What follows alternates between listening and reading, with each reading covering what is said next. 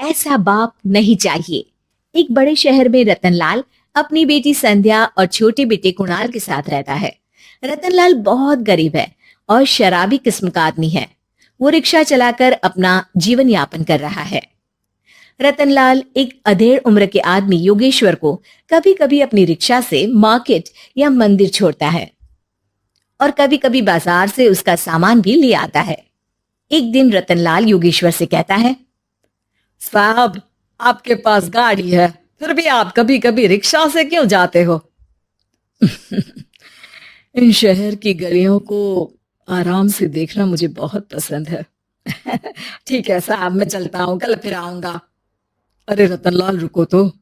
मैंने सुना है कि तुम अपनी बेटी को कुछ पैसों के बदले किसी को दे रहे हो। अब अभी किसी को बेचे नहीं तो क्या करे साहब। एक छोटा बेटा है, उसको पढ़ाना भी है, उसकी देखभाल भी करनी है, और अगर मैं बेटी को घर में रखूंगा तो उसकी शादी कैसे करूंगा साहब। तुमको कितने पैसे मिल रहे हैं? अब 50,000 साहब। देखो, मैं तुमको पूरे 20 लाख रुपए देता हूँ। तुम अपनी बेटी संध्या को मुझे दे दो। हैं? 20 लाख? धन्यवाद साहब, धन्यवाद। मैं कल ही उसे आपके पास छोड़ जाऊंगा साहब।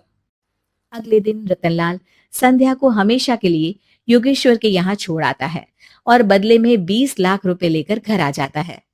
रतनलाल जिंदगी में पहली बार इतने पैसे पाकर बौखला गया। उसने एक अच्छा घर लिया।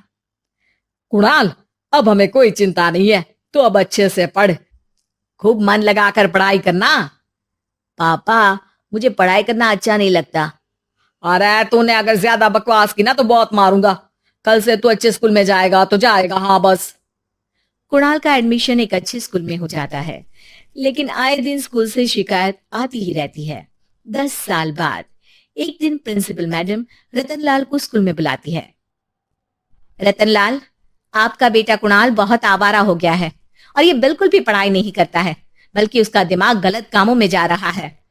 अब मैं उससे बात करूंगा मैडम।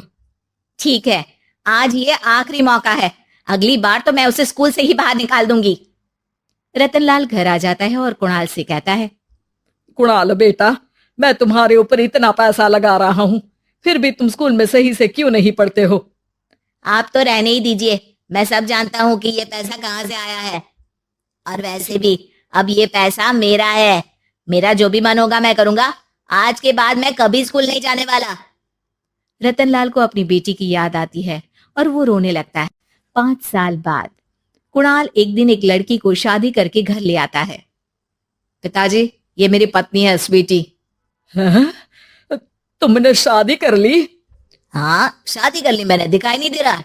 और अब से आप फिर से कमाना शुरू कर दो, बहुत बैठ कर खा लिया। कुणाल, तुम इस बुड्ढे को घर में क्यों रख रहे हो? देखो ना, ये शराब पीता है, इसे घर से बाहर निकाल फेंको। अरे स्वीटी, ये मेरे पापा है, कैसे बाहर निकाल दूं? और वैसे भी घर में कोई तो चाहिए ना काम करने वाला, नौकर समझ कर रख लो। इस बुड्ढी को तो घर से बाहर निकाल कर ही रहूंगी मैं कब तक इसके लिए खाना बनाऊंगी? स्वीटी एक दिन घर के बाहर पार्क में अपनी दोस्तों के साथ बैठी होती है। तभी वो रतनलाल को बुलाती है। पिताजी, मेरे कमरे में मैं अपना फोन छोड़ आई हूँ, जरा ला कर तो देना। हाँ हाँ जरूर, अभी लेकर आता हूँ। रतनलाल फोन लेकर आ जाता है। कुछ समय बाद स्वीटी के फ्रेंड्स भी चले जाते हैं। स्वीटी अंदर आकर शोर मचाती है, चोर चोर। कहाँ है चोर? मुझे तो यहाँ कुछ नहीं दिख रहा। अरे ये अलमारी खुली पड़ी है, जरूर किसी चोर ने ही खोली होगी। अरे कौन आया था यहाँ? यहाँ तो पिताजी आए थे बस। अरे बहू, मैं चोर नहीं हूँ। मुझे तो आप पर अब बिल्कुल भी विश्वास नहीं है पिताजी, क्योंकि जब आप पैसे के लिए दीदी को बेच सकते हो तो आप चोरी भी तो कर ही सकते हो। अरे लेकिन वो सब तो मैंने तेरे भले के लिए किया था ना। मैं तो कहती हूँ कि हमें इनकी कमरे की तलाशी लेनी चाहिए। तुम बिल्कुल सही कह रही हो, चलो। स्वीटी और कुणाल दोनों रतनलाल के कमरे की तलाशी लेते हैं और उन्हें वहां स्वीटी की ज्वेलरी और पैसे मिल जाते हैं। मैं तो पहले ही जानता था कि चोर आप ही हो। निकल जाओ मेरे घर से और दोबारा अपनी शक्ल मत दिखाना।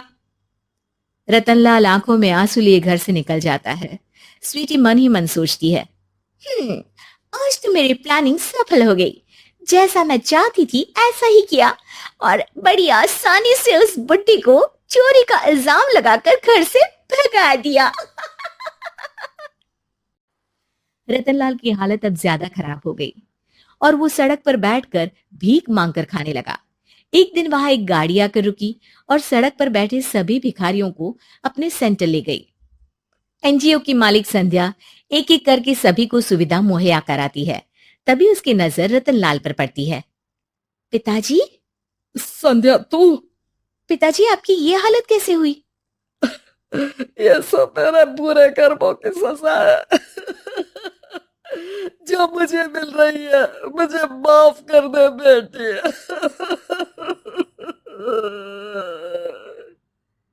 पिताजी, मैं आप पर बिल्कुल भी गुस्सा नहीं हूं, क्योंकि आपने मुझे यहाँ भेजकर अच्छा ही किया। मेरी जिंदगी बदल गई। लेकिन ये सब हुआ कैसे बेटा? आप ये नए कपड़े पहनो, तब तक मैं योगेश्वर अंकल को बुला कर लाती हूँ। योगेश्वर अंकल? हाँ अंकल। योगेश्वर जी ने तुझसे शादी नहीं की थी? नहीं तो पापा, उन्होंने तो मुझे पढ़ा लिखा कर इस काबिल बनाया है कि मैं आज सबकी सेवा कर पा रही हूँ। रतनलाल पश्चाताप करके रोता रहता है। तभी योगेश्वर भी वहां आ जाता है। रतनलाल जी, आपकी ये हालत कैसे हुई? इतने सारे पैसों के बावजूद भी? क्योंकि मैंने बेटे और बेटी में भेदभाव किया था। लेकिन आपने ये कैसे किया? मुझे ये जानना है, बताइए। सालों पहले जब संध्या छोटी थी, तब मैंने एक बार एक आदमी से तुम्हें बात करते हुए सुना था, जो कुछ पैसों में संध्या को तुमसे खरीद कर शादी करना चाहता था। मैं उस समय एनजीओ में बच्चों के लिए ही काम कर रहा था और मैं किसी भी लड़की की जिंदगी खराब होते नहीं देख सकता था। इसलिए मैंने अपने जीवन की कमाई का एक बड़ा हिस्सा तुम्हें दे दिया था। सच में कितना गलत था मैं। मुझे माफ कर दो। अब आप दोनों मेरे साथ घर चलो और आज मैं अपना सच्चा प्रायश्चित करना चाहता हूँ। योगेश्वर और संध्या रतनलाल के साथ घर जाते हैं। स्वीटी दरवाजा खोलती है। चोर भिखारी, तू फिर से आ गया? चल भाग यहाँ से बुड्ढे। ये घर तुम्हारे बाप का नहीं, मेरा है। बाहर निकलो यहाँ से। रतनलाल कुणाल और संध्या को घर से बाहर निकाल देता है। योगेश्वर जी, अब ये घर आपका है और अब आप यहाँ एक और एनजीओ खोल सकते हैं। शायद अब ये सच्चा प्रायश्चित है। संध्या अपने पिता के गले लग जाती है।